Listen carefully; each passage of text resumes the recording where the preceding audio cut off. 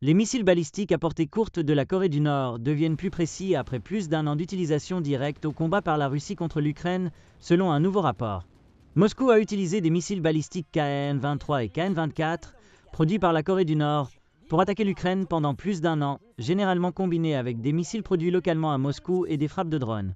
Le dictateur nord-coréen Kim Jong-un est devenu une source majeure de missiles, d'artillerie et de personnel pour les efforts militaires du président russe Vladimir Poutine contre son voisin, une relation que Washington et Séoul surveillent de près. Le plus grand problème auquel nous sommes confrontés est celui qui vient de la Corée du Nord, a déclaré en septembre le général de lieutenant Kirilo Budanov, chef de l'agence de renseignement militaire de l'Ukraine, le GUR.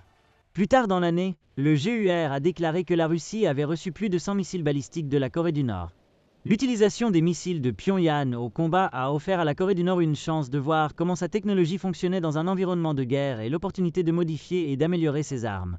Cela est particulièrement préoccupant pour la Corée du Sud, alors que les relations entre les deux États sur la péninsule coréenne se détériorent.